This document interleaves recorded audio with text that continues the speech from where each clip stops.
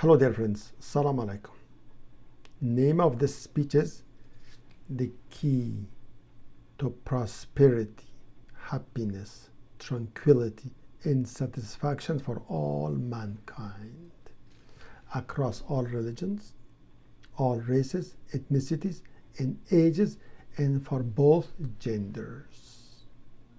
In the name of God, most gracious, most merciful. The human, unlike other million of creatures on earth, is always looking and has always been looking for improvement and betterment in his or her life. So, first question, why are we? Why am I? Why are you? The type of creatures on earth, unlike other creatures who are happy and satisfied with minimal survival, minimal food to feed their stomachs and have a place to sleep, we on the other hand are looking for ever improvement in our lives. Years ago, people were happy riding on animals, and now we are unhappy riding on luxury cars. We want something better. Years ago, they were managing to cross the oceans with simple ships, boats. Today, we want to get something even better than airplanes, in which we comfortably sleep and cross the oceans. So the human is looking for absolute happiness, prosperity, calmness, security, and tranquility. Other creatures on earth are earthly creatures. We, unlike them, have come from another place to earth. That makes a big difference. That has a great impact on our lives, on the way we live, on our lifestyle. So from where we came from, which is called paradise, over there we had felt, we had sensed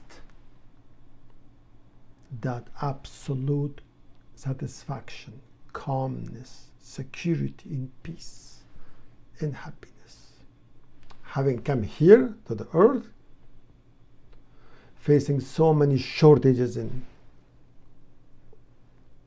lacking too many opportunities, we have always been trying to acquire that happiness and satisfaction for ourselves.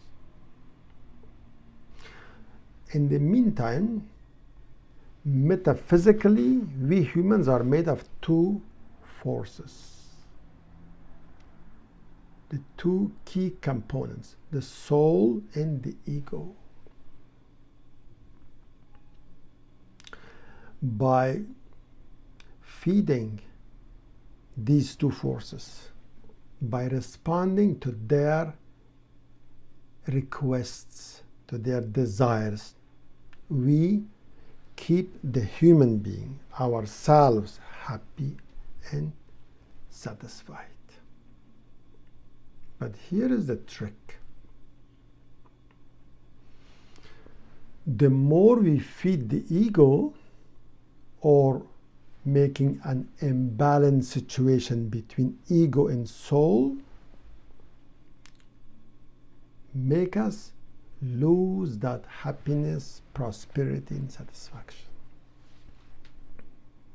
And most humans, I would say almost 100% of people, think or being tricked by the ego that if they were to satisfy the desires of the ego alone, they would be happiest people. They think like that. For example, having a best house, best cars, best spouse, lots of money, and then more houses, more property will keep them happy and happier. But this is the where we differ from them. This is where we offer you the key, the new key to prosperity.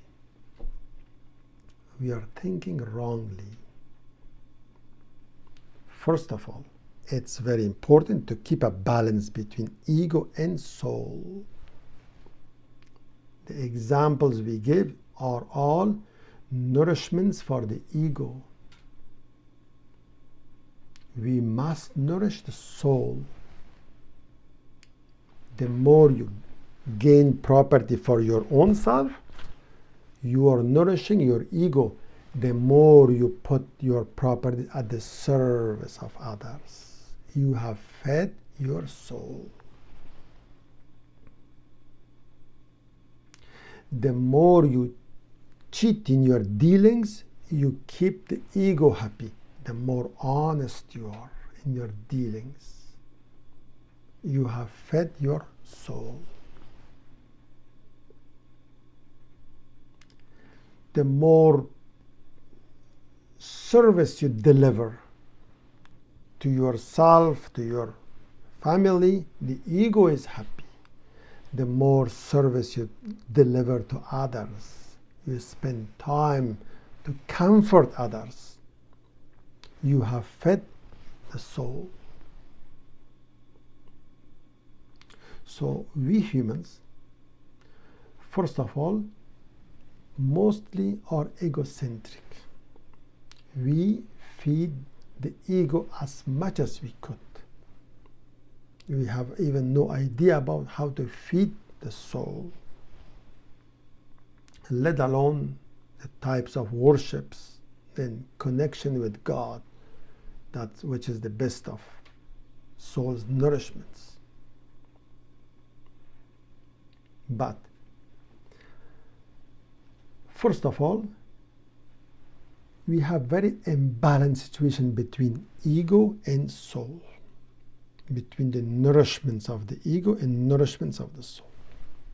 Second, after we have nourished the soul a little bit, the ego wants to waste those nourishments. The ego will attack it. The ego will present you more desires. And example like sensual desires, selfish desires,